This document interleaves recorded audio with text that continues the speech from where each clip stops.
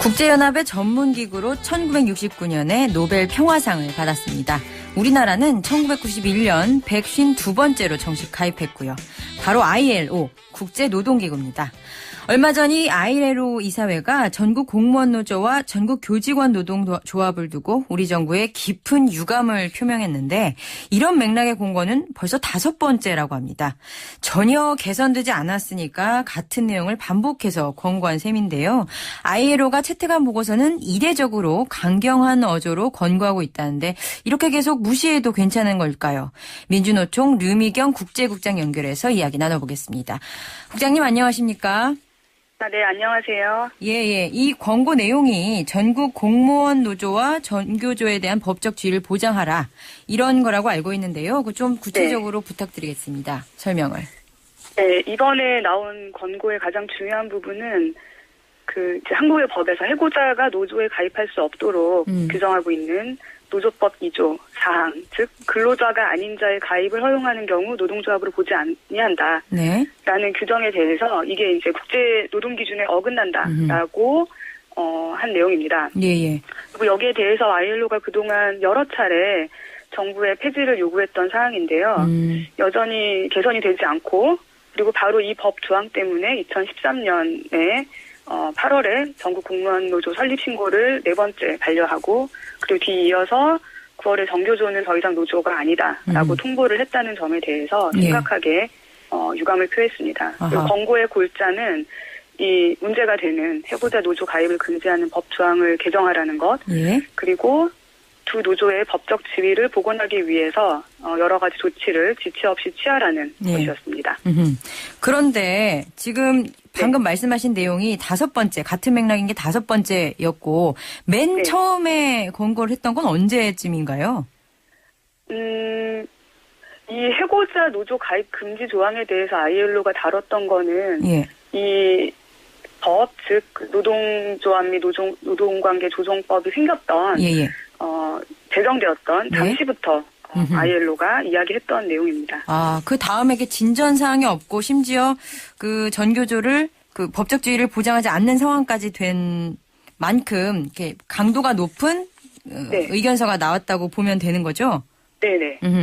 그동안 ILO에 몇 차례 권고가 있었던 건데 이번 게 어떤 수준이기 때문에 이례적으로 강경하다라는 평가가 나오는 거죠? 네, 첫 번째는 어조가 굉장히 강경하다라는 건데요. 제가 처음에 이 보고서가 나온 걸 보고 ILO가 한국 노동기본권 상황을 굉장히 심각하게 우려하고 있구나 하는 생각이 들었어요. 왜냐하면 보통 이런 문서들이 이제 외교적인 표현들을 많이 쓰기 때문에 부드럽게 표현하는 게 이제 일반적인데요. 이번에는 좀 유독 강한 어조가 많았습니다. 이를테면 표현을 좀 소개를 해주시겠어요? 원래는 한 이 정도 하는데 이번에는 이 정도 표현을 썼다라고 한다면? 네네. 예를 들면 아까도 말씀드렸지만 96년부터 일관되게 권고했는데 개선이 없다라는 점을 강조를 했고요. 그리고 지금까지 다루었던 공무원 노조뿐만 아니라 전교조로 이제 개선이 없기 때문에 이것이 기본권 침해가 전교조로 확대되었다는 점에 대해서 아주 길게 서술을 하고 있고요.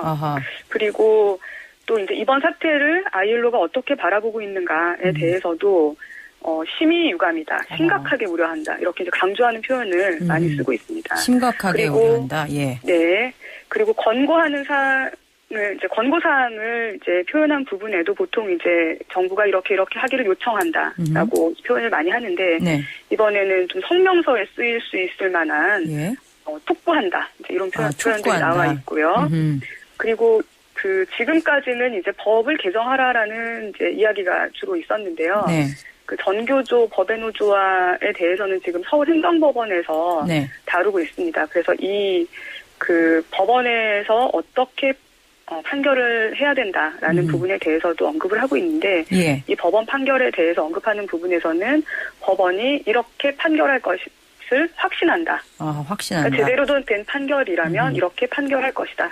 라고 표현을 하고 있습니다. 법의 노조화 결정에 대한 가처분 소송인 거잖아요. 그 법원에서 진행 중인 소송이? 네, 가처분 소송은 이제 가처분 신청은 받아들여졌고요. 여기에 대해서 본안 소송이 진행 중입니다. 이 본안 소송에 대해서도 지금 진행 중인 소송에 대해서 입장을 밝힌 건데 이게 네네. 법원의 진행 중인 소송에 대해서 입장을 밝힌 것 자체도 좀 이례적인 일이라고 볼 수 있나요? 네, 네. 아주 이례적인 일은 아니지만 지금까지 그러니까 이 해고자 노조 가입 자격에 대해서 지금까지 다뤘던 것 중에서 법원에서 어떤 원칙을 가지고 판결을 해야 된다라는 점은 지금까지는 없던 내용이에요. 예. 근데 왜냐하면 제가 보기에는 그 정부가 계속해서 국내법을 이유로 들어서 예. 이 이제 문제가 되고 있는 노조가 국내법을 어기고 있다 이렇게 계속해서 이제 ILO에 보고를 해왔는데요. 네. 그래서 이제 법원에서 다뤄질 때 이 국내법만 가지고 판결을 했을 때는 노동자에게 기본권의 불리한 침해가, 결론이 나올 수 있을 것 같다는 생각에 그런 확신한다라는 표현을 써서 어떤 촉구를 한 거군요. 네, 그렇죠. 알겠습니다. 그런데 아까 말씀하신 것 중에 우리 정부는 국내법에 근거해서 현재 상황을 좀 설명한다라는 말씀을 해주셨는데요. 네네. 그 정부가 그 ILO의 권고, 그동안의 그 수많은 권고에 대해서도 제대로 답변을 하지 않는 태도를 보였다라는 지적도 있던데요. 네네. 그 부분 좀 설명을 부탁드립니다. 일단은 정부가 그러니까 보통 절차가 예. 주로는 이제 저희 같은 노동조합 단체가 그 정부의 기본권 침해 내지는 국제 노동기준 위반 사실이 있다라는 점을 ILO에 제소를 합니다. 그러면 ILO는 그 제소를 접수를 한 다음에 이에 대한 정부의 입장을 듣고 그리고 이제 종합적인 판결을 내리게 돼요. 그런데 이제 그렇기 때문에 정부가 즉각적으로 답변을 하도록 되어 있는데 보통은 한국 정부는 즉각적으로 답변을 하지 않고 굉장히 이제 시간을 길게 미루면서 답변을 최대한 천천히 했어요. 네. 그래서 이제 제소를 한 이후에 이제 권고가 나오기까지 시간이 굉장히 많이 걸리곤 했는데 이번 전교조 법외노조화에 대해서는 저희가 12월 1일자로 제소를 했습니다. 네. 그런데 ILO에서는 이제 최대한 빨리 이번 3월에 있었던 이 이사회에서 다뤄질 것을 예상하고 있었는데 정부는 이제 답변을 하지 않았어요. 3월이 되기까지. 그러니까 이제 제소를 12월 달에 했으니까 3월 이사회가 열리기 전에 정부 입장을 듣고 상황에 대한 판단 그리고 결론까지 내려고 했는데 정부의 답변이 오질 않아서 제대로 된 어떤 보고서가 만들어지지 못한 거죠? 그런데요. 재밌는 부분은 그래서 저희도 이제 이번 3월에는 공무원 노조건에 대한 권고만 나오고 전교조건 다뤄지지 않을 거라고 생각을 했어요. 그런데 전교조건에 대해서 굉장히 이제 상세한 분석과 권고가 나왔어요. 아까 말씀하신 대로. 그렇게 된 이유는 이제 작년에 이미 이제 ILO는 이 전교조 법외노조화에 대해서 아주 심각하게 보았고 두 차례나 긴급 개입을 했습니다. 그러니까 이런 이제 그 의결 기구에서 다루기 전에 이제 정부의 견해를 묻는 서한을 보내는 그런 개입을 했고 여기에 대해서 정부가 답변한 바가 있기 때문에 그걸 바탕으로 해서 판결을 내린 것 같고요. 그리고 이제 그럼에도 불구하고 이제 정식 제소 내용에 대한 정부 답변을 포함해서 심의하는 것이 보통인데 이번에 이렇게 긴급하게 다뤄진 거는 ILO가 이례적인 것이고 심각하게 보고 있다라는 말씀이신 것 같습니다. 그런데요, 이 ILO가 이렇게 심각하게 바라보고 있는 상황을 정부는 솔직히 약간 조금